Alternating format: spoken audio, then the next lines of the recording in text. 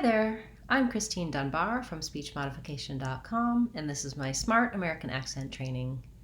Welcome to our Word of the Day series, where I've been talking about American English pronunciation for words that you've requested.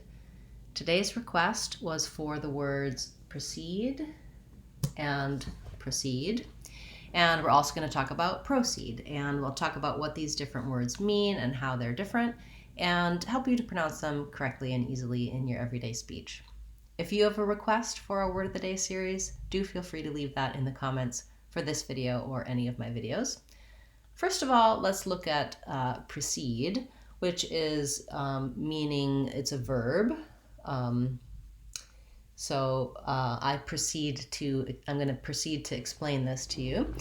This verb has second syllable stress, and typically for many verbs that is kind of a general rule of second syllable stress, particularly when something can be a noun or a verb, as in proceed and precede, the noun and verb. We'll talk about that in a moment.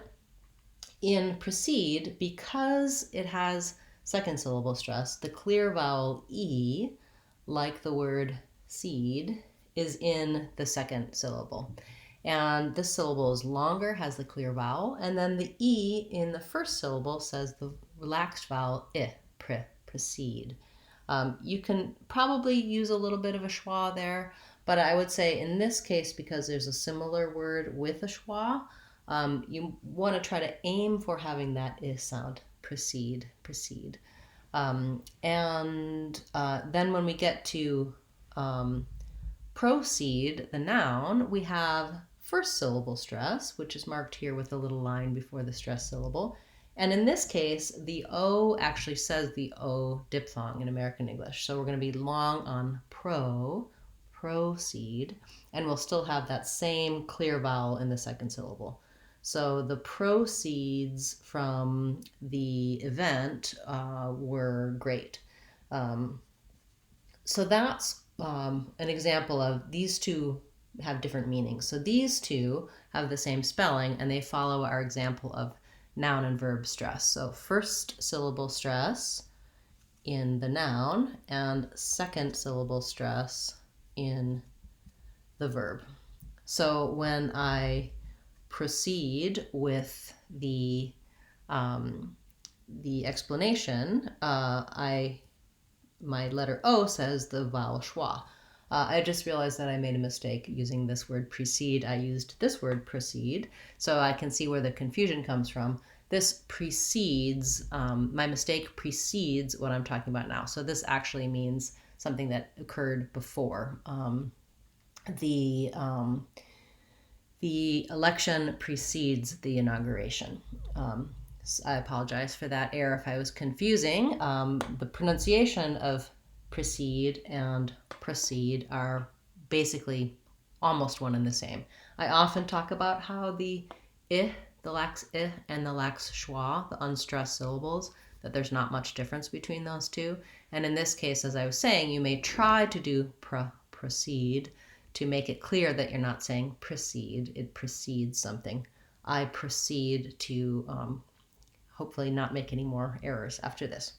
Okay, so proceed, we have the schwa, sounds like and then again, length and stress on seed, clear vowel.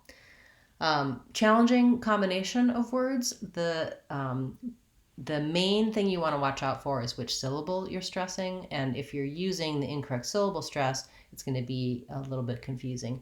I did also find in some dictionaries them saying the verb proceed with a clear O, even though it had second syllable stress, proceed. I'm going to proceed to tell you. I think most people don't actually pronounce that way because it's hard to do the O, the diphthong, the length, clear vowel on an unstressed syllable. So I think in most cases you'll hear proceed to the event rather than proceed to the event. But it can help you make a difference between this one and this one to know that the vowel is slightly different and that these two are related, the proceeds from something, the results, and proceeding, going to something. Okay, so I hope that clears that up. I know it's a little bit confusing, and the dictionary, using that resource, paying attention to the meaning of which is which, and the syllable stress is going to be the main thing you want to try to focus on with those words. Thanks so much for that suggestion and for all of the great questions and suggestions. I've been receiving so many that I am a little bit behind in terms of you may have to wait a while to see your request as a video, but I am keeping the list and I will get to it.